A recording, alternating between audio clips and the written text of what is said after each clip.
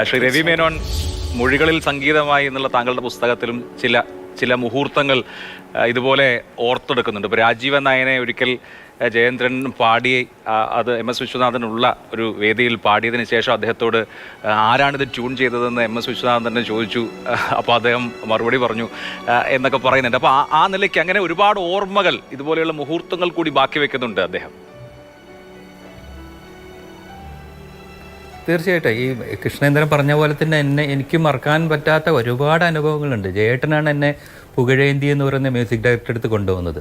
പുകഴേന്തി ജയേട്ടന് വേണ്ടിയിട്ട് വളരെ ഹൃദയസ്പർശിയായ ഒരു പാട്ട് ചെയ്തിട്ടുണ്ട്, വിണ്ണിലിരുന്നുറങ്ങുന്ന ദൈവമോ എന്ന് പറയുന്നൊരു പാട്ട്. അപ്പോൾ ആ പാട്ടിൻ്റെ കഥ പുകഴേന്തി പറയുകയാണ്. അതായത് അതിൻ്റെ ബാക്ക്ഗ്രൗണ്ടിൽ മരണത്തിൻ്റെ താളമാണ് വേണ്ടത്. ആ മരണത്തിൻ്റെ താളം ഏത് ഇൻസ്ട്രുമെൻ്റ് കൊണ്ടാണ് ഉണ്ടാക്കുക എന്നുള്ള പുള്ളി വളരെ കൺഫ്യൂസ്ഡ് ആയിട്ടിരിക്കുമ്പോൾ ആരോ ചോറ് കൊണ്ടുവച്ചു അവിടെ ടിഫിൻ ക്യാരിയറിൽ.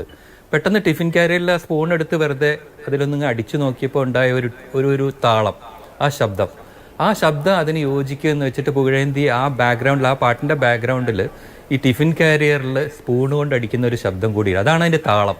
അപ്പോൾ അത് പുകഴേന്തി സാർ പറഞ്ഞപ്പോഴാണ് ശരിക്കും പറഞ്ഞാൽ ജയേട്ടൻ പോലും, ആ പാട്ടുപാടി ജയേട്ടൻ പോലും അത് അറിയുന്നത്. അങ്ങനെ ധാരാളം എൻ്റെ ഓർമ്മകൾ എന്ന് പറഞ്ഞാൽ ചെന്നൈയിൽ ആ കാലത്ത് അദ്ദേഹത്തിൻ്റെ ഒരു സെൻ കാറുണ്ട്, ഒരു വയലറ്റ് നിറമുള്ള സെൻ കാറിൽ ഞാൻ താമസിക്കുന്ന സ്ഥലത്ത് വെച്ചിട്ട് എന്നെ പിക്ക് ചെയ്ത് ഞങ്ങളിങ്ങനെ വൈകുന്നേരം വരെ ചെന്നൈ നഗരത്തിലൂടെ യാത്ര ചെയ്ത ഓർമ്മകളുണ്ട്. അതിൽ ആ യാത്രകളിലൊക്കെ എത്രയോ കഥകളാണ് പറയുന്നത്. ആ കഥകളിലൊക്കെ ജയേട്ടനൊരു ബൈസ്റ്റാൻഡർ മാത്രമാണ്, നായകനല്ല ഒരിക്കലും. അദ്ദേഹത്തിൻ്റെ കഥകളിലൊക്കെ അദ്ദേഹം ഒരു സാധാരണ പ്രേക്ഷകൻ അല്ലെങ്കിൽ ശ്രോതാവായിരിക്കും. മറ്റു പലരും ആയിരിക്കും, യേശുദാസ് ആയിരിക്കാം, റഫി ആയിരിക്കാം, സുശീലാമ്മ ആയിരിക്കാം. അങ്ങനെ എല്ലാവരും ഒരു സ്വന്തം സംഗീത ജീവിതത്തിൽ താനല്ല, തന്നെക്കാളും പ്രസക്തരായിട്ടുള്ള ആളുകൾ മറ്റുള്ളവരാണ് എന്ന് വിശ്വസിച്ചിരുന്ന ഒരാളാണ് അദ്ദേഹം.